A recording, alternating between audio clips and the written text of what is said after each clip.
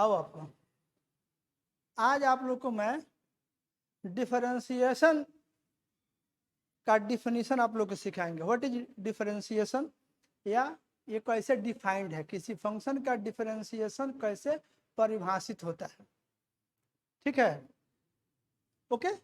किसी फंक्शन का डिफरेंशिएशन कैसे परिभाषित होता है। देखिए इधर कैलकुलस पे हम आप लोग को 3 क्लास हम लोग ले चुके हैं, उसका वीडियो रिकॉर्डेड है आप लोग के लिए, यूट्यूब पे अपलोडेड है।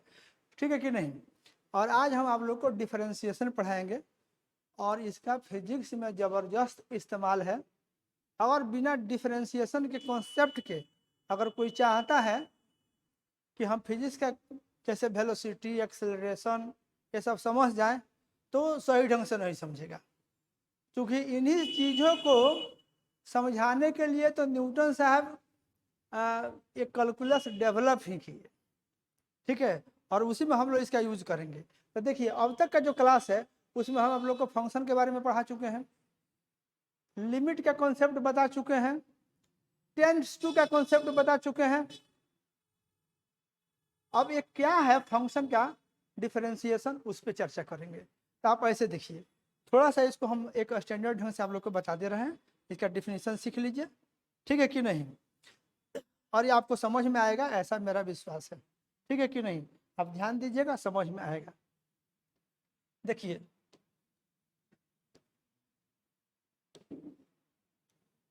अच्छा, इसका हिंदी जानते हो क्या होता है? इसको हिंदी में बोलते हैं अवकलन।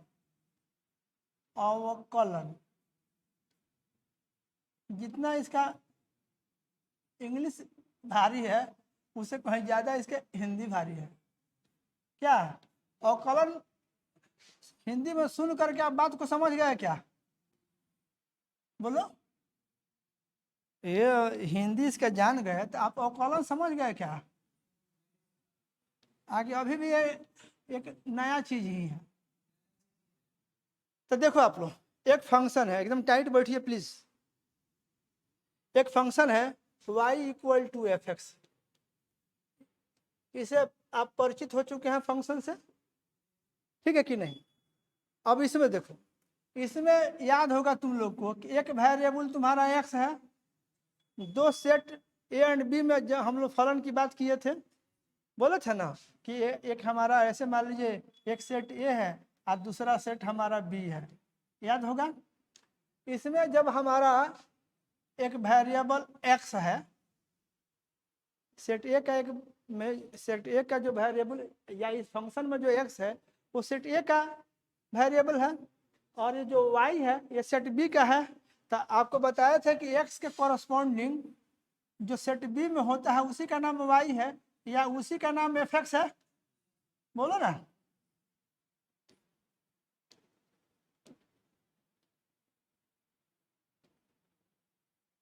याद करो, जो है सारा फंक्शन के टर्म में है, बात समझे कि नहीं। तो एक्स है तो उसके कॉरस्पॉन्डिंग सेट बी में जो है वो क्या है, वाई है। देखो इसमें एक्स को हम लोग बोलते हैं ये आपका इंडिपेंडेंट वेरिएबल है, स्वतंत्र चर है। ठीक है कि नहीं। और वाई को बोलते हैं डिपेंडेंट वेरिएबल है, माने वाई का मान एक्स के मान पे निर्भर करेगा, एक्स इंडिपेंडेंटली चेंज करेगा और एक्स के चेंज करने पे आपका वाई चेंज करेगा। आप एक बात बताइए, जैसे आप लोग का हाइट है, हाइट टाइम के साथ साथ बदला है कि नहीं। तो आप लोग का हाइट हम कह सकते हैं कि नहीं कि टाइम का एक फंक्शन है। जब आप 5 वर्ष के थे तो उस समय आपका एक खास हाइट था, जब 10 साल के हुए तो हाइट के एक नया मान हुआ। तो टाइम आपके बस में है क्या? आपका हाइट नहीं बढ़ेगा और नहीं घटेगा, मान लीजिए कांस्टेंट हो जाए तो टाइम रुक जाएगा क्या? तो उसे हम लोग क्या कहेंगे, टाइम एक इंडिपेंडेंट वेरिएबल है। टाइम एक, और आपका जो हाइट है जो कि टाइम पे निर्भर कर रहा है, जो कि टाइम का फंक्शन है, तो आपका हाइट क्या है, that is dependent variable, that is dependent variable. बोलिए, कुछ बात समझ में आई? बोलो ना। तो ये इस तरह की बात है। तो एक्स के संगत हमारा y है। x को क्या बोले, इसमें x क्या है, एक इंडिपेंडेंट वेरिएबल है।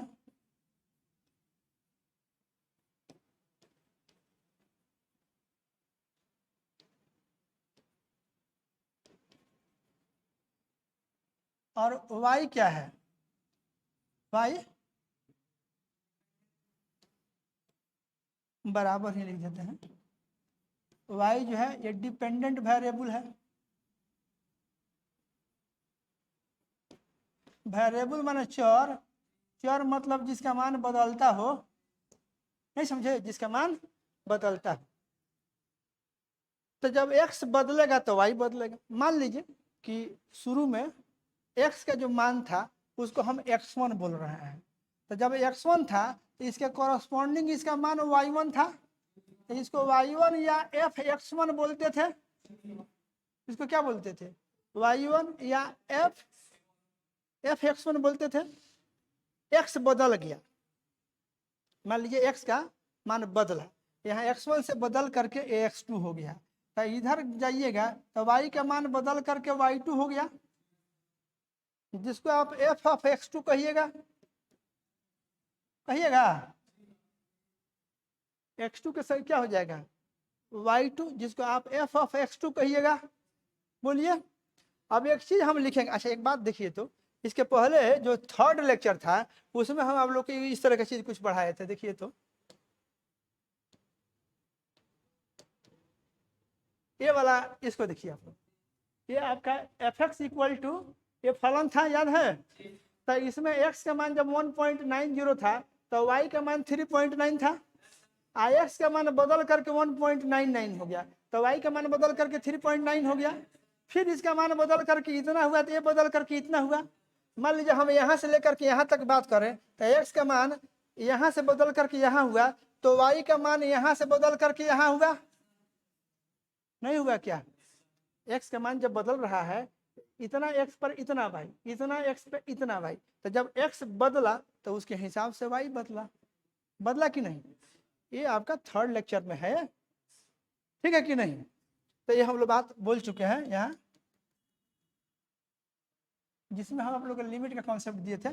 अब मान लीजिए x का मान बदला, तो देखिए एक चीज हम इस्तेमाल करेंगे, इसको बोलेंगे हम लोग डेल्टा x, लिखेंगे ऐसे, एक लेटर होता है या ऐसे होता है, इसको हम लोग बोलते हैं डेल्टा, एक ग्रीक लेटर है डेल्टा, ठीक है।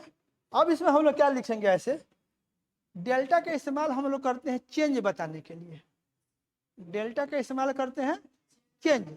जैसे हम लिखेंगे डेल्टा x,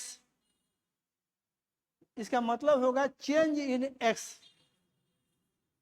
मतलब बाद वाला x अब माइनस शुरू वाला x, बाद वाला x माइनस शुरू वाला x, that is delta x।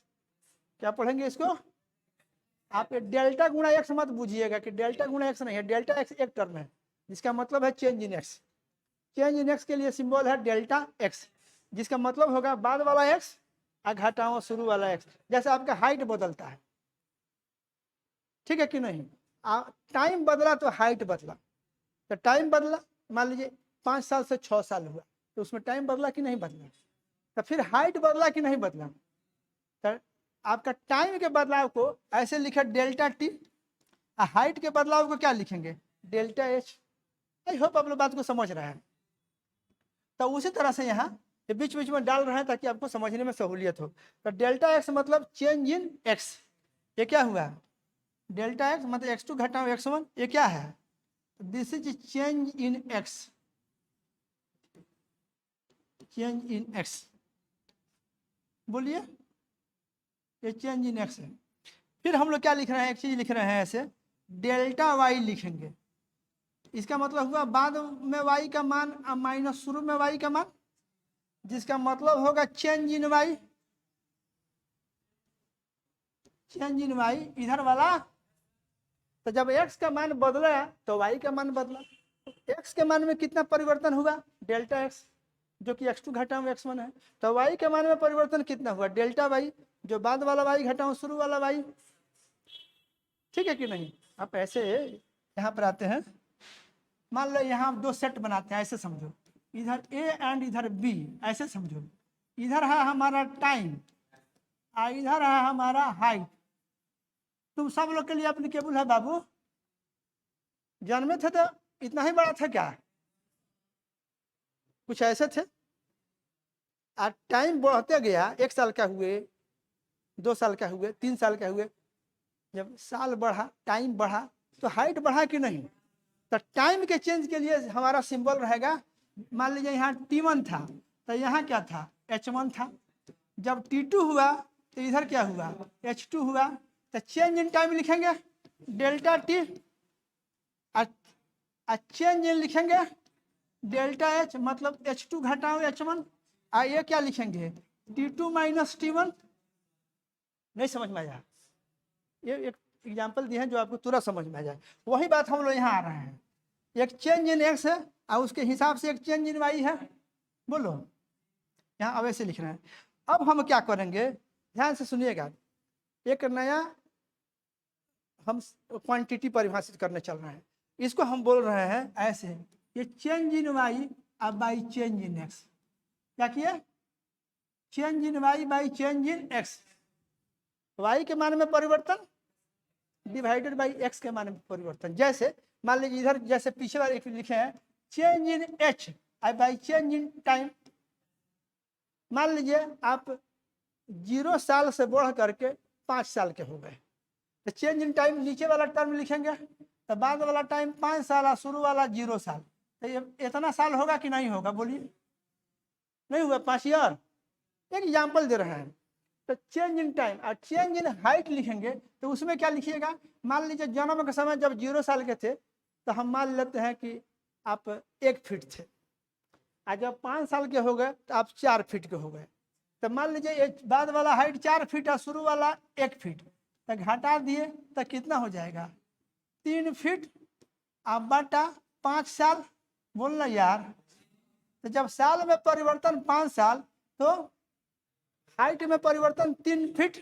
अब बताओ, ये चेंज इन हाइट अब बाई चेंज इन टाइम अगर इस तरह का कोई क्वांटिटी परिभाषित करे, तो ये महत्व माने सार्थक है कि नहीं है? इससे तुम कह सकते हो कि नहीं कि ये तुम्हारे ग्रोथ का एवरेज रेट है। ये क्या है?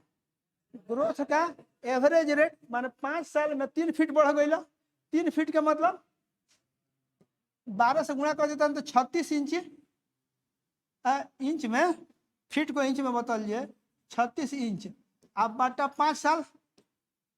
बोल रहे यार, एकरा के अगर भाग दे दोगे तो कितना हो जाएगा? 5 7 35 आ 1 36, 7.2 इंच पर ईयर। देखिए महत्वपूर्ण बात है कि नहीं? ये इधर लिखे change in y by change in. एक फिजिकल एग्जांपल बता रहे हैं जो आपका मन आसानी से कैच कर सके। भाई जब हाइट बदला, टाइम बदला, तो हाइट बदला। अब change in height by change in time कर करके एक नई चीज निकालेंगे, तो ये चीज हमारे लिए सार्थक है कि नहीं? सार्थक है। एक नया डिफिनीशन हमको मिला। ये बता रहा कि 5 साल में इतना लंबाई में वृद्धि हुआ, तो 1 साल में कितना औसत निकाले, तो है टोटल हाइट में चेंज है बटा टोटल टाइम में चेंज। इतना बटा इतना भाग दे दिए तो इतना आ गया। बात समझे कि नहीं? 12 इंच का 1 फीट, तो 36 इंच कर दिए, फीट को इतना कर दिए, इतना कर दिए। जन्मे थे तो आप 0 साइज के थे क्या? 1 फीट के थे ना? अरे जन्मला तो 1 फीट के रहला कि पार्टिकल रहला? चम्मच से उठा के प्लेट में धल गल क्या? आके एक साइज होगा। तो टाइम भले 0 साल था और 0 साल रहा, लेकिन हाइट कितना था? 1 फीट। अब 5 साल हुआ तो कितना हो गया? 4 फीट। तो हाइट कितना से बदला? 3 फीट से। और समय कितना से बदला? 5 साल से। तो नीचे में 5 साल, ऊपर में 3 फीट। अगर के इंच में बदल देनी तो 36 हो गया। आप बटा इतना कर दिए, भाग दे दिए, तो 7.2 इंच प्रति वर्ष के हिसाब से आप बढ़े हैं कि नहीं? तो एक औसत बढ़ने का दर है कि नहीं? तब फिजिक्स में तो ऐसे एक भौतिक सिचुएशन आपके सामने आ गया। बहुत ऐसा चीज है, जब एक तो बदलेगा तो दूसरा बदलेगा। बदलेगा कि नहीं? तो अब गणित के दुनिया में इसी तरह का एक एग्जाम्पल सेट कर रहे हैं हम लोग कि भाई जब एक्स बदल रहा है तो वाई बदल रहा है। एक्स के मान में परिवर्तन होगा तो वाई के मान में परिवर्तन होगा। परिवर्तन तो होते रहता है। तो अब हम एक नया क्वांटिटी, जिस तरह से इधर delta H by delta T था, उसी तरह से हम लोग एक नया क्वांटिटी परिभाषित करते हैं delta Y by delta h. और अगर आप इसको अगर कोई मतलब निकालिएगा ना, तो ये एक तरह का ये हो जाएगा कि एक्स का परिवर्तन जब 1 होगा तो वाई का परिवर्तन कितना होगा, इस तरह का चीज। इसका अगर हम लोग मतलब निकालें तो डेल्टा एक्स का परिवर्तन डेल्टा एक्स है, तो वाई का परिवर्तन डेल्टा वाई है। तो अगर इसका परिवर्तन 1 है तो इसका परिवर्तन delta Y by delta x है। और ना बुझाइल क्या है, ये अगर ये डेल्टा एक्स से बदला था तो डेल्टा वाई से बदला था, तो एक से बदली तो delta Y by delta x से बदली। तो एक तरह से बताई कि ना कि मैंने इसका 1 से तो इसका कितना से एक रेट निकल गया, वैसे यहाँ पर एक रेट निकल गया था इतना इंची 1 बरस में। तो उसी तरह से इसका भी एक एवरेज रेट निकलेगा, इसको क्या बोलेंगे, एवरेज रेट। लेकिन हम लोग यहाँ पर रुकते नहीं हैं, ये जो है इसको हम हटा दे रहे हैं। आप ऐसे बुझिए, हम जो ये नई क्वांटिटी एक परिभाषित किए, ये नई क्वांटिटी क्या है, this is change in y. क्या है, चेंज इन वाई अब बाई चेंज इन एक्स। एक नई क्वांटिटी हम निकाल दिया। ये बहुत आगे चल करके देखिएगा कि फिजिक्स में जितना हम लोग एवरेज निकालेंगे ना, एवरेज, उसमें ऐसा ही चीज मिलेगा जितना एवरेज निकालेंगे। क्योंकि इसको आपको बता ही देते हैं, सुन लीजिए तब कैलकुलस समझ में आएगा। पहले फिजिक्स देन मैथमेटिक्स, बात समझे कि नहीं। जैसे मान लीजिए एक कोई रास्ता है, इस रास्ता से होकर कोई जा रहा है, उसके द्वारा तय की गई दूरी को हम एस से सूचित कर रहे हैं, एस से। मान लीजिए यहाँ पर एक हम ऐसे बना देते हैं, आप ऐसे समझिए। ये देखिए कोई पार्टिकल है, आप ये देखिए ये पार्टिकल यहाँ से यहाँ पर है t1 टाइम पे।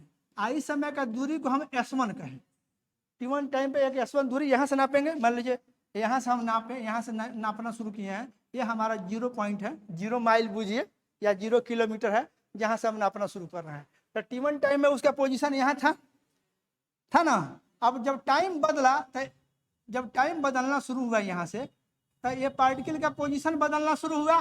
तो पार्टिकल सरकते सरकते यहाँ आ गया, यहाँ पर पार्टिकल पहुँचा, बाद के समय t2 पर पहुँचा। यहाँ था t1 पे, यहाँ था t2 पे। तो यहाँ से नापा रहा है, तो यहाँ से s1 था। अब यहाँ से फिर नापेंगे तो यहाँ से लेकर के यहाँ तक एक नया एक s2 हो जाएगा कि नहीं, उसके द्वारा तय की गई दूरी। तो टाइम बदला तो पार्टिकल का जब पोजीशन बदल रहा है, इस रास्ता पर पार्टिकल जब जा रहा है, तो जब टाइम में परिवर्तन लिखेंगे तो कितना लिखेंगे, डेल्टा टी, मतलब बाद वाला टी घटाओ शुरू वाला टी। सार्थकता समझिए, फिजिक्स में कितना इसका जबरदस्त यूज है उसके हिसाब से।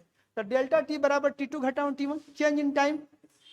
चेंज इन डिस्टेंस, डिस्टेंस कितना तय किया, तो बाद वाला है s2। देखिए यहाँ से नाप रहे हैं, यहाँ से यहाँ तक s2, और शुरू वाला कितना था s1। ये बुझिए ये दूरी s1 है, आप पूरा यहाँ से लेकर के यहाँ तक s2 है। तो s2 में से s1 घटाएंगे तो एक डेल्टा से बराबर s2 घटाओ s1 निकलेगा कि नहीं।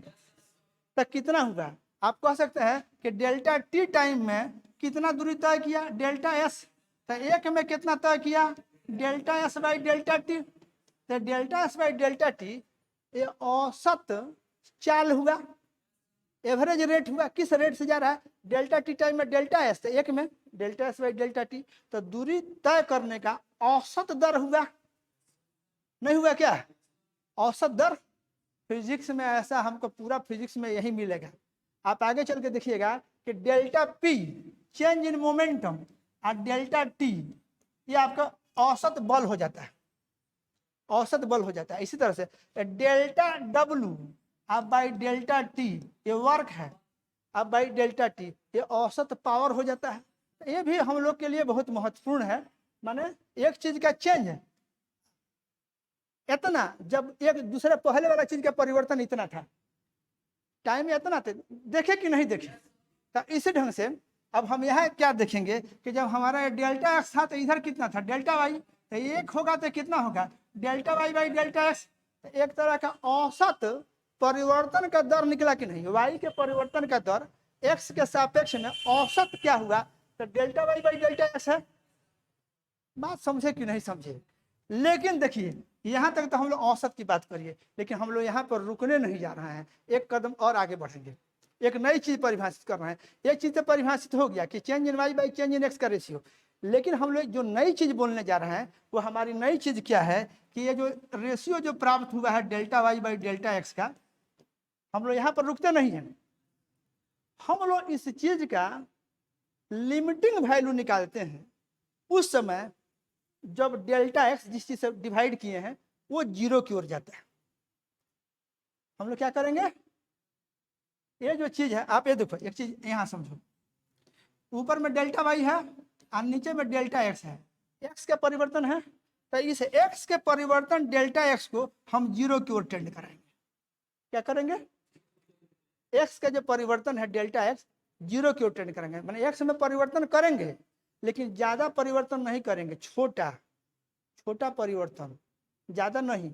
जैसे हम हाइट का परिवर्तन निकाले हैं अभी, तो 5 साल दिए हैं, 5 साल में बात नहीं करेंगे, 1 साल में बात करेंगे, 1 साल में नहीं करेंगे, 6 महीना में बात करेंगे, 6 महीने में कितना परिवर्तन, 6 महीने में नहीं बात करेंगे, 1 महीने में बात करेंगे, 1 महीने में नहीं बात करेंगे, 1 दिन में बात करेंगे, 1 दिन में नहीं बात करेंगे, 1 घंटे में बात करेंगे, 1 घंटे में नहीं बात करेंगे, 1 मिनट में बात करेंगे, 1 मिनट में नहीं बोलेंगे, 1 सेकंड में भी बोलेंगे। हम कहेंगे ना 1 सेकंड भी बहुत बड़ा टाइम होता है, उससे भी कम टाइम में बात करेंगे। जो हमारा डेल्टा टी है इसमें, इस डेल्टा टी को हम क्या करेंगे, 0 की ओर टेंड कराएंगे, और उस 0 की ओर टेंड करते हुए डेल्टा टी में देखेंगे कि डेल्टा एच कितना है, ना पूछा था। अरे एक बार 5 साल में ना बात करके 4 साल में, 4 साल में ना बात करके 3 साल में, 3 साल में ना बात करके 1 साल में, 1 साल में ना बात करके 1 महीना में, 1 महीना में ना बात करके 1 घंटा में, 1 घंटे में ना बैठ गया 1 मिनट में, 1 मिनट में ना बैठ गया 1 सेकंड में, 1 सेकंड से भी कम में क्या आप कहेंगे कि जो टाइम डेल्टा टी बा वो 0 ओरिया टेंड करता, माने 1 सेकंड से भी कम बा, 1 सेकंड से भी कम बा, वो 0 ओरिया टेंड करता।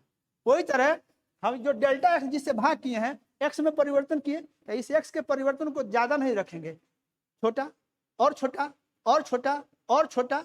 अच्छा, जैसे जैसे इसको छोटा करते जाएंगे ये भी छोटे होते जाएगा, नहीं समझे, जब ये छोटा करेंगे तो ऊपर वाला भी छोटा होगा, लेकिन ये जो रेशियो जो है ये छोटा हो जरूरी नहीं है। छोटा में छोटा जोड़िएगा तो छोटा होगा, छोटा में छोटे घटाइएगा तो छोटा होगा, लेकिन छोटा में छोटा से भाग दीजिएगा तो छोटा हो जरूरी नहीं है, वो बड़ा हो सकता है। बात समझे कि नहीं।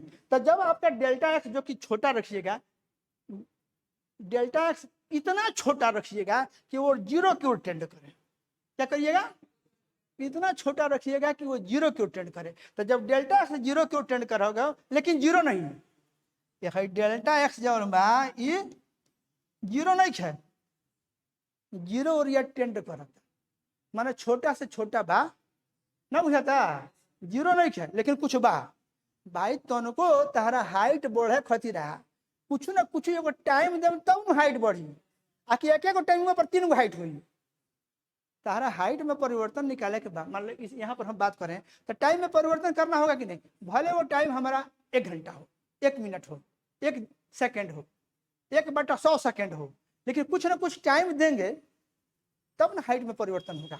उसी तरह से मान लीजिए कोई पार्टिकल दूरी तय कर रहा था, तो कुछ टाइम दीजिएगा तब ना दूरी तय करेगा। आप 1 मिनट दीजिए, आप 1 सेकंड दीजिए, आप 1/10 सेकंड दीजिए, आप 1/100 सेकंड दीजिए, 1/1000 सेकंड दीजिए, लेकिन कुछ भी तो दीजिएगा टाइम, तब ना एक जगह से दूसरे जगह घुसेगा, तब ना कुछ डेल्टा एस होगा। तो डेल्टा टी को 0 नहीं करना है, 0 की ओर टेंड कराना है, बड़ा नहीं रखना है, यही डिफिनीशन में। तो उसी तरह से हमको डेल्टा एक्स 0 नहीं करना है, डेल्टा एक्स को 0 करना है, की ओर टेंड कराना है। तो जब डेल्टा एक्स 0 की ओर टेंड करेगा तब हम देखेंगे कि हमारा डेल्टा वाई भी तो कुछ 0 की ओर टेंड करेगा, डेल्टा वाई भी क्या करेगा, 0 की ओर टेंड करेगा। अगर एक्स में परिवर्तन हमारा तरह का टाइम कम देम तो 6 फुट बढ़ जाइब, हाइटवा बढ़ता, 1 महीना में बात करूँ, 6 महीना में बात करूँ, 1 दिन में बात करूँ, 1 घंटे में बात करूँ, 1 मिनट में बात करूँ, 1 सेकंड में बात करूँ, तो टाइम घटावले जाए तो हाइटवा के परिवर्तन भी तो कम होते जाएगा।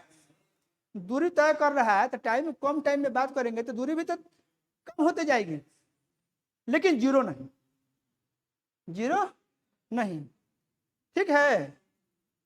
तो हम क्या करने जा रहे हैं कि हमारा डेल्टा एक्स 0 नहीं है, डेल्टा एक्स 0 की ओर टेंड कर रहा है, उस परिस्थिति में डेल्टा वाई भी 0 की ओर टेंड करेगा। लेकिन उस परिस्थिति में जब डेल्टा एक्स 0 की ओर टेंड कर रहा होगा, उस परिस्थिति का जो डेल्टा एक्स है उस परिस्थिति का जो डेल्टा वाई है, उस डेल्टा वाई में इस जीरो की ओर टेंड करते हुए डेल्टा एक्स से भाग देंगे तो ये जो नया जो रेशियो प्राप्त होगा ये किसी खास मान की ओर अग्रसर हो रहा होगा, और जिस मान की ओर अग्रसर होगा तो उस मान को इसका लिमिटिंग मान बोलेंगे।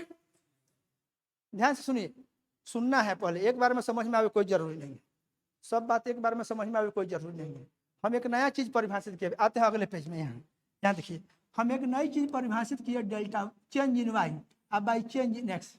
इसमें हमको करना क्या है कि डेल्टा एक्स को जीरो नहीं करना है, ये जीरो नहीं है, इसमें डेल्टा एक्स को जीरो की ओर टेंड कराना है, डेल्टा एक्स को जीरो की ओर टेंड कराना है। तो जब डेल्टा एक्स जीरो की ओर टेंड करेगा तो आप देखिएगा कि ये जो डेल्टा वाई है ये भी कुछ जीरो की ओर टेंड करेगा, लेकिन जो दोनों का जो रेशियो है नया वाला delta Y by delta x, ये जो रेशियो है ये किसी खास मान की तरफ टेंड करेगा। ये जो नया वाला जो है ये किसी खास मान की ओर टेंड करेगा, ये जीरो हो ये जरूरी नहीं है, या ये जीरो की ओर टेंड करे ये जरूरी नहीं है। जब डेल्टा एक्स जीरो की, डेल्टा एक्स देखिए हमेशा जिस चीज से भाग दे रहे हैं, नीचे में जिससे डिवाइड किए हैं उस पर फोकस करना है। तो डेल्टा एक्स जीरो नहीं है, डेल्टा एक्स जीरो की ओर टेंड कर रहा है, डेल्टा वाई भी कुछ जीरो की ओर टेंड कर रहा है, लेकिन दोनों का जो रेशियो है ये किसी खास मान की तरफ टेंड कर रहा है। तो जो जिस खास मान की ओर टेंड करेगा हम पता करेंगे ये क्या न जाता, ये रेशियो क्या न धीरे धीरे धीरे धीरे ई क्या न बढ़ता, टाइम धीरे सॉरी डेल्टा एक्स धीरे धीरे जीरो की ओर जा रहा है, तो डेल्टा वाई भी कुछ जीरो की ओर जा रहा है, लेकिन ये रेशियो जो है किसी खास मान की तरफ जा रहा होगा। तो जिस खास मान की ओर जा रहा होगा उस खास मान को इस रेशियो का delta Y by delta x का लिमिटिंग मान बोलेंगे। क्या बोलेंगे? उसका लिमिटिंग मान बोलेंगे। और उसको कैसे लिखेंगे? ऐसे लिखेंगे, क्या कहेंगे? इस delta Y by delta x का लिमिटिंग वैल्यू लिखेंगे, और नीचे में लिख देंगे कब? Delta Y by delta x का लिमिटिंग मान, लेकिन कब? जब डेल्टा एक्स जा रहा है जीरो की ओर। Delta Y by delta x का लिमिटिंग मान निकालेंगे। लिमिटिंग मान से परिचित हैं? इसका लिमिटिंग मान का मतलब हुआ कि ये किस मान की तरफ अग्रसर हो रहा है। जैसे फंक्शन अगर बी की ओर अग्रसर हो तो फंक्शन का लिमिटिंग मान बी होता है, तो उसी तरह से delta Y by delta x जिधर अग्रसर होगा उस समय जब डेल्टा एक्स जीरो की ओर टेंड कर रहा होगा उस मान को इसका लिमिटिंग मान बोलेंगे। एंड वो जो लिमिटिंग मान आएगा इस delta Y by delta x का जो लिमिटिंग मान आएगा जब डेल्टा एक्स जीरो की ओर टेंड करेगा उस लिमिटिंग मान को हम लोग symbolically d Y by D x लिखेंगे। क्या लिखेंगे? D Y by D x. उस लिमिटिंग मान को delta Y by delta x का जो लिमिटिंग मान होगा जब डेल्टा एक्स जीरो की ओर टेंड कर रहा होगा उसको बोलेंगे d Y by D x लिखेंगे। और इसको बोलेंगे, अब देखिए आप ये फिर again it is a symbol. यहाँ भी तो आपको बोले थे कि डेल्टा से डेल्टा नहीं कटा सकते हैं, डेल्टा वाई एक टर्म है बोले थे, डेल्टा एक्स क्या बोले थे? ये भी एक टर्म है, change in x change in y ये रेशियो था, इसका लिमिटिंग मान है कब? जब डेल्टा एक्स जीरो की ओर टेंड कर रहा है, तो उस लिमिटिंग मान के लिए सिंबल क्या बना? D Y by D x. यहाँ ऊपर में क्या है? वाई, नीचे में क्या है? एक्स। तो यहाँ क्या आया? इसको लिखे डी वाई और नीचे में एक्स था, यहाँ क्या लिखे? D x. और इसी को हम लोग बोलेंगे, इस d Y by D x को क्या बोलेंगे? इसको बोलेंगे डिफरेंशियल कोएफिशिएंट ऑफ वाई। ये जो लिमिटिंग मान जो प्राप्त होगा उसको बोलेंगे differential coefficient of y with respect to x. इसको हिंदी में बोलेंगे वाई का अवकल गुणांक, वाई का अवकल गुणांक एक्स के सापेक्ष। ना बुझाइल का विद्यार्थी? ये delta Y by delta x का जो लिमिटिंग मान होगा उसको लिखेंगे d Y by D x, and उसको बोलेंगे क्या? डिफरेंशियल कोएफिशिएंट ऑफ वाई, जहाँ जो यहाँ ऊपर में है, विथ रेस्पेक्ट टू एक्स। क्या बोलेंगे? वाई का अवकल गुणांक एक्स के सापेक्ष। पढ़ेंगे कैसे? इसको पढ़ेंगे ऐसे लिखा रहेगा, तब पढ़ेंगे D Y by D X, D Y by D Y by D X पढ़ेंगे, या इसको क्या पढ़ेंगे, D by D X of Y, D by D X of Y, Y का D by D X, X के सापेक्ष, नीचे में एक्स है ना जिससे शुरू में डेल्टा एक्स से भाग दिए थे, तो जो एक्स था बोलेंगे एक्स के सापेक्ष, जो नीचे में उसके सापेक्ष, क्या, वाई का डिफरेंशियल कोएफिशिएंट अवकल गुणांक एक्स के सापेक्ष में। ना मजा आइल का। उसी तरह से अब हम एक आइए थोड़ा, जैसे आप लोग को बोले थे एक चीज लिखे थे, change in height by change in time लिखे थे, ऐसे लिखे थे। इस रेशियो का लिमिटिंग मान प्राप्त करेंगे। अब देखिए ये लिमिटिंग मान प्राप्त करने का हम लोग के पास स्टैंडर्ड फार्मूली है जिनके मदद से हम लोग लिमिटिंग मान निकाल सकते हैं, वो हमारे लिए परेशानी की बात नहीं है। Change in y by change जो फलन होगा उसके हिसाब से change in y by change in x का लिमिटिंग मान हम लोग निकाल सकते हैं, ये बात का टॉपिक है, इसको फर्दर इलेबोरेट करेंगे अगले क्लास में। तो ये हमारा जैसे change in height by change in time था ना, तो ये जो रेशियो था इसका लिमिटिंग मान निकालेंगे जब डेल्टा टी टेंड करता है जीरो की, जिससे चीज से भाग दिए हैं वो मैंने समय जीरो की ओर नहीं बोले थे, 5 साल नहीं 1 साल, 1 साल नहीं 1 महीना, 1 महीना नहीं 1 दिन, 1 दिन नहीं 1 घंटा, 1 घंटा नहीं 1 मिनट, 1 मिनट नहीं 1 सेकंड, मैंने धीरे धीरे धीरे धीरे कहने ले जाता नहीं जीरो, लेकिन जीरो ना, अगर हाइट बढ़ा के बाद कुछ ना कुछ टाइम देवे, भले 1/10 सेकेंड हो गया लेकिन कुछ टाइम देवे तब कुछ हाइट बढ़े ना, बुझाता। तो ये डेल्टा टी जीरो की ओर जा रहा होगा, उस समय ये जो रेशियो है इसका लिमिटिंग मान निकालेंगे और उस लिमिटिंग मान को लिखेंगे कैसे, D H by D T, क्या लिखेंगे, D H by D T, क्या बोलेंगे, एच का अवकल गुणांक टी के सापेक्ष में, एच का डिफरेंशियल कोएफिशिएंट टी के रेस्पेक्ट में। नहीं समझे, कुछ मजा नहीं आया है क्या। दूरी आया था हमारा ये डेल्टा एस लिखे थे, दूरी एक जगह दूरी के लिए लिखे थे change in distance delta S, और बाई क्या था डेल्टा टी, एक रेशियो था, इस रेशियो का लिमिटिंग मान निकालेंगे, delta T tends to zero, ये क्या हो जाएगा, ये हो जाएगा D S by D T, बोलेंगे D S by D T, बोलेंगे एस का माने डिस्टेंस का डिफरेंशियल कोएफिशिएंट टाइम के रिस्पेक्ट में, और ये D S by D T जो है देखो इसमें आप लोग चल करके देखोगे delta S by delta T को बोलते हैं average speed, D S by D T को बोलते हैं स्पीड या इंस्टेंटेनियस स्पीड, दो डिफिनीशन हो जाएगा। Delta S by delta T को बोलेंगे आगे चल के औसत चाल, और इस D S by D T को क्या बोलेंगे, इंस्टेंटेनियस स्पीड या इशू को स्पीड बोलेंगे। स्पीड नहीं समझ में आया तो आगे चल करके स्पीड मतलब D S by D T, average speed मतलब delta S by delta T, ये औसत चाल है, ये चाल है या तात्क्षणिक चाल है ना, मजा इनका तो नहीं है, कुछ कुछ बुझाई तो हम लोग के लिए सार्थक है कि नहीं है, delta H by delta T औसत, उसी का लिमिटिंग मान जब डेल्टा टी जीरो की ओर टेंड करेगा वो हो जाएगा D H by D T, यहाँ ऐसे हो जाएगा, तब पूरा फिजिक्स भरा पड़ा है। ऐसे देखिए आगे वेक्टर फॉर्म में लिखेंगे delta P by delta T, ऐसे लिखेंगे, इसका लिमिटिंग मान निकालेंगे ऐसे, इसका लिमिटिंग मान delta T tends to zero, और इसको लिखेंगे ऐसे d p by D t, d p by D t, p is momentum and t is time, ये हो जाएगा rate of change of momentum with respect to time, rate of change of momentum with respect to time. और आप लोग देखिएगा कि ये बराबर हो जाएगा फोर्स के, ये बराबर हो जाएगा फोर्स पे, किसी पार्टिकल पर फोर्स लगाइएगा ना तो फोर्स का जो मान होगा नेट फोर्स का वो rate of change of momentum के बराबर होगा, जो कि डीपी बाई डी टी होगा, पी का डिफरेंशियल कोएफिशिएंट टी के बराबर होगा। कुछ कुछ मजा आ रहा होगा ना इनका है क्या चंद्रमोहन भाई। अब बोलवा कि ना delta Y by delta x का लिमिटिंग मान, ऐसे लिमिटिंग मान delta X tends to zero बराबर D Y by D X. तो ये हो गया मैथमेटिक्स की बात।